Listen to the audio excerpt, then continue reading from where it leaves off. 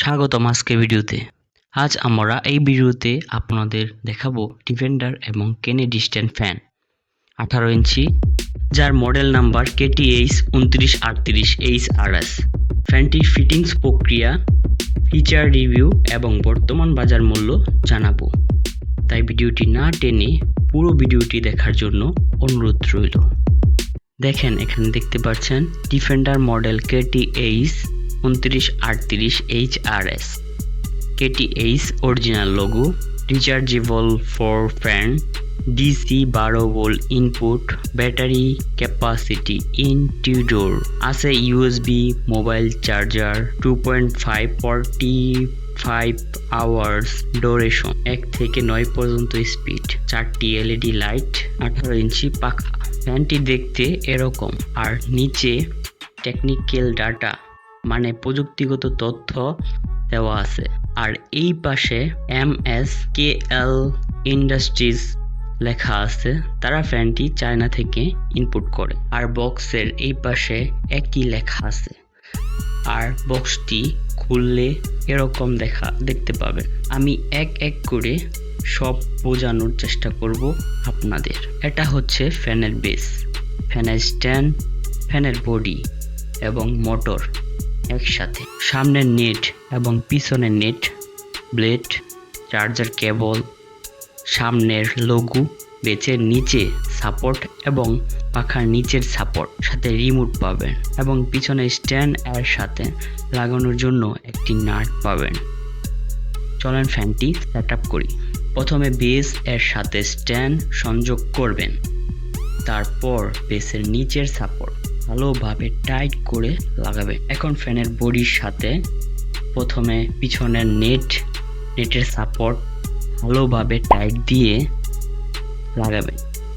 তারপর ফ্যানের পাখা এবং লক নাটটি ভালোভাবে টাইট দিবেন। তারপর বেল এবং ফ্যানের সামনের নেটের মাঝখানে লোগোটি লাগাবেন। তারপর লোবার হোল্ডার এটি ভালোভাবে টাইট দিবেন স্ক্রু ড্রাইভার দিয়ে। ফ্যানের মেইন কাজ শেষ। এখন স্ট্যান্ড এর সাথে ফ্যানের মেইন বডি কানেক্ট করতে হবে। দেখেন, এই লক নাটটি ভালোভাবে টাইট দিতে হবে। ফ্যানটি ছোট বড় করার জন্য আপনারা প্রথমে স্ট্যান্ড এর হোল্ডারটি লুজ দিবে, আপনার যতটুকু প্রয়োজন রেখে আবার টাইট দিবেন।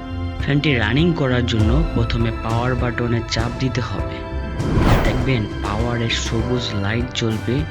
এখন প্লাস এর চাপ দিলে ফ্যানটি ঘুরবে। চাপ দিতে থাকবেন 9 পর্যন্ত যাবে।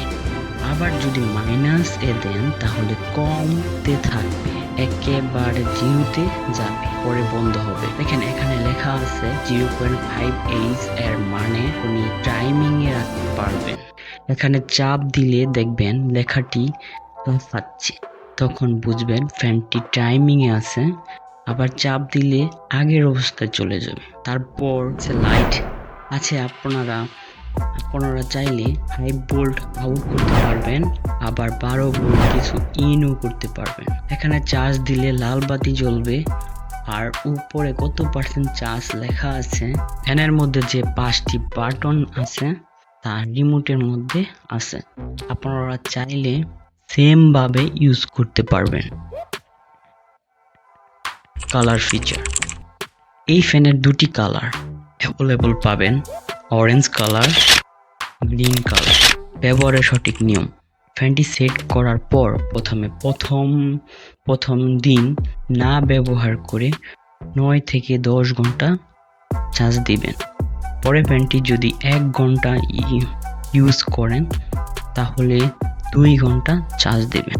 চার্জিং টাইম, এই ফ্যানটি যদি সঠিক মতো চার্জ দেন তাহলে 4 থেকে 5 ঘন্টা একসাথে চলবে। বাজার মূল্য, এই ফ্যানটি বর্তমান বাজার মূল্য 7,500 টাকা। আশা করি আজকে ভিডিওটি একটুকু হলেও কাজে আসবে। এরকম ভিডিও পেতে আমাদের সাথেই থাকুন। ধন্যবাদ।